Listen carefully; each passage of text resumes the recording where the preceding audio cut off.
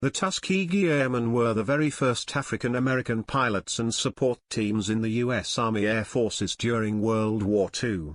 Their journey to greatness began in 1941 when the military finally put forth a plan to train black fighter pilots.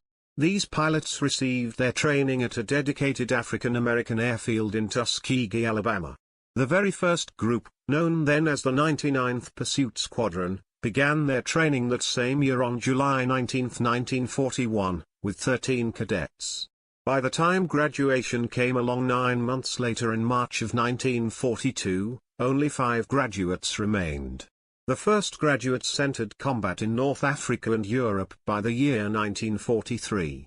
Eventually, more black squadrons were established, and the Tuskegee Airmen were all merged into the 332nd Fighter Group, which was commanded by Colonel Benjamin O. Davis, Jr., who was among the first class of graduates. During their time as pilots they gained a reputation for safeguarding bombers and striking enemy positions, earning them a Distinguished Unit Citation for a notable mission over Berlin. A black bomber unit, the 477th, was also formed, but its development faced delays and discrimination. Training at the Tuskegee Airfield continued until 1946. Despite all of the obstacles they faced, these men shattered stereotypes and demonstrated their bravery and talent not just in battle but in the face of discrimination. Collectively, they are celebrated as the Tuskegee Airmen. During World War II, the Tuskegee Airmen not only served their country but also confronted racism within the U.S. military itself. Despite being highly skilled pilots, bombardiers, and navigators, they faced discrimination due merely to the color of their skin. One instance, in 1945 at Freeman Field, 101 black officers from the 477th Bombardment Group were arrested just for attempting to enter an officers' club, designated for white officers only. Though the base did have separate clubs, the club for the black officers was smaller and of a substandard quality. When these men refused to sign their names to a new rule that enforced their own segregation, they faced punishment and were secretly transferred to another base. Their courageous and nonviolent protest, which became known as the Freeman Field Mutiny, challenged the core of the military's racist practices. Though this act of civil disobedience occurred before the civil rights movement of the 1950s and 1960s, it still played a significant role in paving the way for civil rights. One of the black officers, Roger Terry, received a dishonorable discharge for his disobedience, which was only overturned when President Clinton granted him a full pardon in the year 1995. Their bravery in the face of racism contributed to significant changes, including President Truman's 1948 directive to desegregate the military. These airmen not only fought against foreign adversaries but also battled racism at home, and in doing so made a righteous and lasting impact on American history. Let us witness firsthand an important day for the Tuskegee Airmen. That day was March 24, 1945. On this day, the brave men from the 332nd Fighter Group showcased their amazing talent and courage in what became one of their biggest air victories during World War II.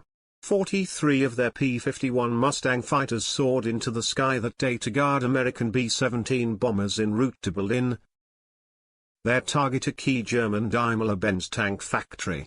Soon, they were met with a swift and tough opposition.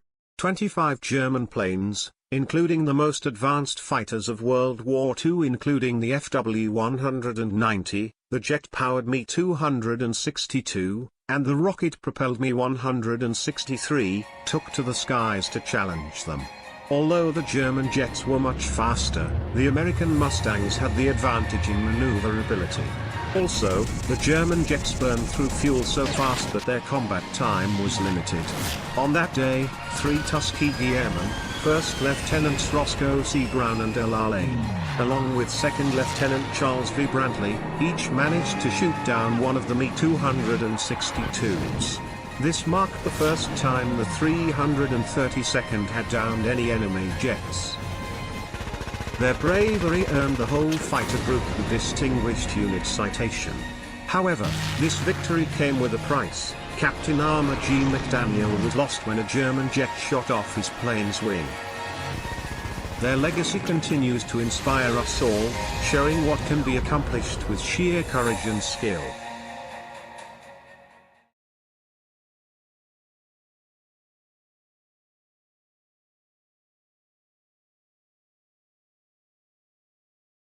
One would have hoped that due to their valiant efforts in World War II, that racism would have no longer followed the Tuskegee Airmen, but of course it did.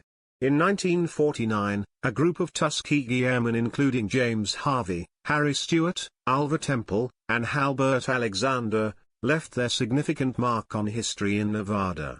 They did this by winning the U.S. Air Force's inaugural weapons competition. They outperformed every other elite fighter pilot group in the areas of gunnery, bombing, and rocketry. The gallant team who represented the 332nd Fighter Group, managed to still triumph, despite being forced to use outdated aircraft. However, in spite of their incredible achievement, the Air Force refused to officially acknowledge their victory. Their trophy somehow vanished without any explanation, and for 47 years, the records referred to the winner of the Propeller Division of 1949 as unknown. Some people say it was merely a government oversight, while others argued it stemmed from sheer racism. People were just unwilling to accept that black pilots had excelled beyond their white peers. The Tuskegee team was not even invited to the winner's banquet. Fortunately, in 1996, the arguably lost trophy was discovered in a museum storage area and was then put on permanent display. In an attempt to rectify a long-standing injustice, this trophy represented more than just a forgotten victory. It stands for the struggles against racism that attempted to diminish black excellence, showing that the truth, no matter how deeply hidden, will eventually emerge. The legacy of the Tuskegee Airmen did not end with World War II, it continued with bravery, talent, and a quiet yet impactful quest for recognition and honor.